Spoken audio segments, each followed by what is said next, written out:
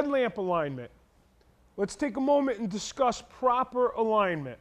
Whether it's a large 7-inch on the FL series, the Touring series, or a 5 3/4 on a Sportster, or any of the variations that lie in between. Proper headlamp alignment is important. First of all, you need to see clearly as you're traveling down the road in the dark. Secondly, you don't want to blind oncoming traffic with a misaligned headlamp. Always refer to your service manual. Take the time. Make sure your headlamp is aligned correctly to the road, not only low beam, but also high beam. You don't want it aiming up in the trees. You also don't want it catching the tip of the front fender and not illuminating far enough ahead of you so you can see. This particular Road King and most of the Touring models are built with auxiliary passing lamps. These kits are also available for installation after purchase on most other models. Passing lamp kits are typically wired only to work on low beam. Again, you need to factor in oncoming traffic. You don't want to blind oncoming traffic, but you do want to add additional light to your travel path as you go down the road. I'm going to take a moment now. I want to remove the lower turn signal assembly, and then I want to show you how to properly adjust passing lamps. Very, very important before you start any adjustment procedure, anytime you're removing a component. Turn on the ignition switch, check proper operation, not only running lights, but turn signals. The same will apply for high beam and low beam and passing lamps. Make sure both lamps are illuminated. Both lamps go out on high beam. You don't want to blind oncoming traffic. You also don't want to make an adjustment and then find out something's not working and not know if it was working before you made your adjustment. You'll notice I covered the painted surface on the front fender. I don't want to cause any damage. I use a ball Allen to loosen the turn signal mount.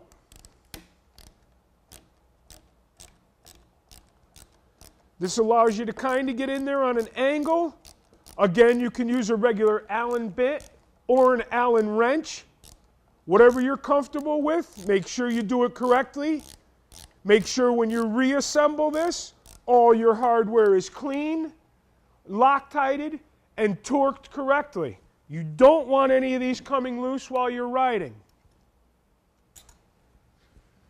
Before I can reach in through the access hole on the back of the mounting bracket and loosen the inboard turn signal mount screw, I need to remove the windshield. Of course, like any component you remove, set it aside in a safe place. With the windshield removed, I get access through the hole in the mounting bracket. Make sure I engage into the head of the screw. I can loosen the screw and remove it.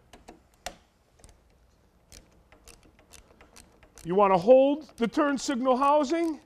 You don't want to be loosening it and having it bang around. It'll cause damage to the chrome, and you may cut one of the wires. Again, that's why it's important to check for proper function before you start taking anything apart.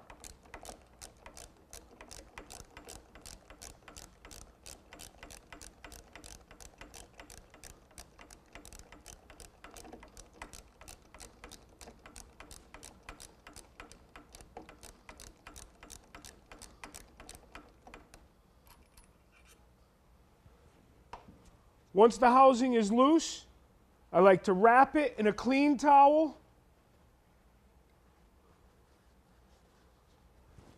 Put a piece of tape on it so the towel stays in place.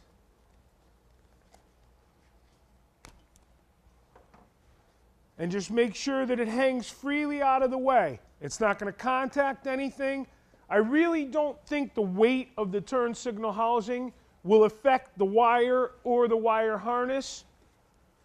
But you want to make sure that the housing can't swing around and cause damage either to the chrome on the turn signal housing or any of the front fork. turn signal housing removed. We can get the hardware out of our way. You're going to need a specialty socket. You can purchase them. This is actually a pre-made purchased piece. Or a tricky fellow can make his own. You just take a standard socket, 9/16 is what this is. Take the time, cut a notch into it, make sure that it goes right the depth of the socket. The reason you need a specialty socket like this is because you have to go up around the wire. And you have to be able to loosen and tighten this assembly with the wire in place. If you just try to put a standard socket up there, you'll pinch the wire and you won't be able to loosen or tighten the passing lamp assembly.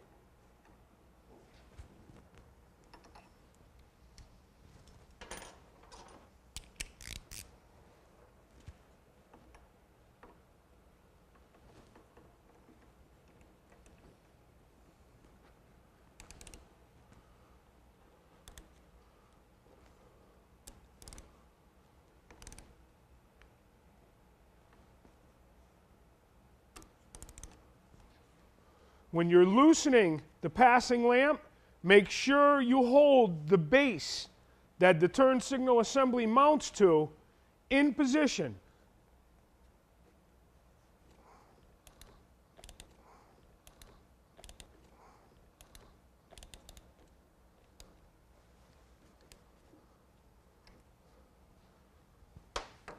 It only takes a little bit, about a half a turn, for the passing lamp assembly to be free.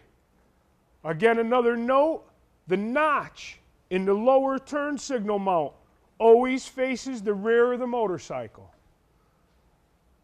At this point, you've got free movement forward and back, left to right, and up and down on the auxiliary passing lamp bracket. I myself prefer to have the left side passing lamp slightly tipped downward and slightly inward towards the headlamp. Something similar to that. I also like to have my right side tipped slightly upward and slightly outward. Let's call it towards the wood side or the gutter side of the road. I like to illuminate the dark side of the road when I'm riding with the right side lamp. I like to illuminate the center of the road off of the yellow stripe. I don't want this passing lamp pointed out into oncoming traffic.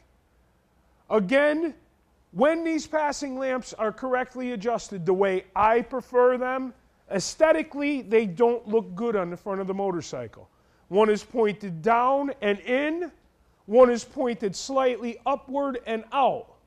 If you're strictly an aesthetics person, take the time, get them both to line up evenly across the front, evenly front to back, and evenly across the top. If you're a person like myself who prefers function over form, make sure you take the time. Use a dark room if necessary. Aim them correctly. Retighten them the same way you loosened them. Make sure you hold firmly onto the lower mount. Make sure the opening in the socket fits up around the wire, and hold the bottom tab. A lot of time you can hold it with your thumb as you tighten the lamp bracket. Once you get it close, you can do a little final adjustment without it being over tightened, just by hand.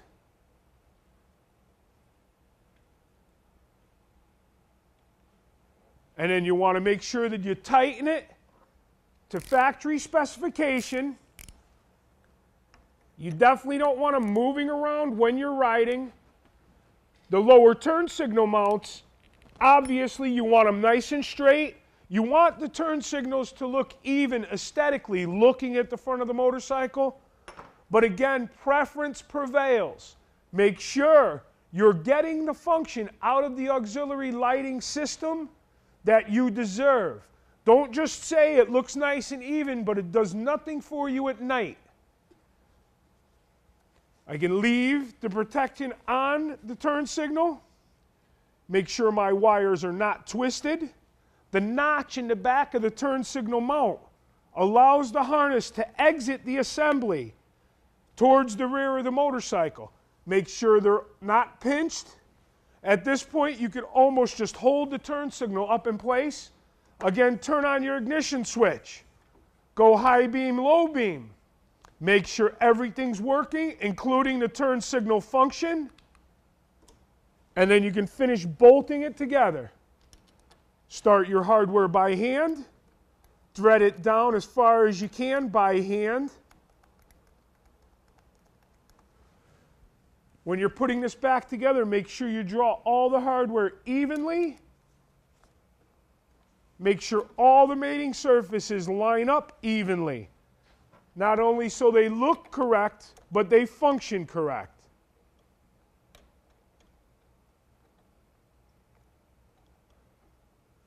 You'll draw them both up evenly. Use the access hole through the passing lamp bracket.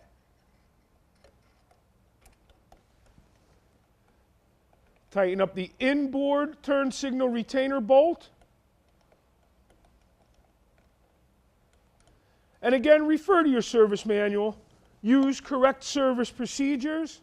Use correct torque spec procedures. This particular alignment, once you're comfortable where they are on the motorcycle, you're happy with the excess light that these give you, they should stay locked down that way for a long time.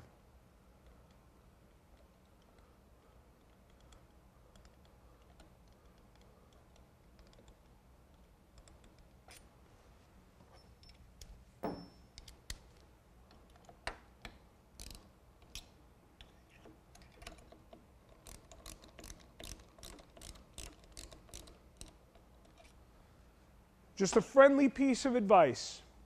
Everybody's got their buddy who knows better than the service manual. You need to do your adjustments and your alignments this way.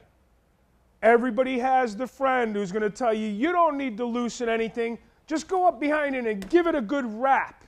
Aim it where you want it, it'll stay there. Two problems with that. One, you're going to loosen up the hardware. They're going to vibrate excessively and come loose when you ride.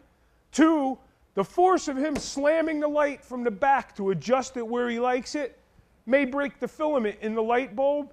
Now you only have one lit when you really need it. Thirdly, you may cause that wiring harness to move in an unnatural position. If it doesn't cut immediately, it may chafe and break on you on the road. This ties directly into the headlight. So if you pop a fuse for the passing lamps, chances are the headlight's going to go out too. Nothing worse than being on a dark night in a dark area without any lamps.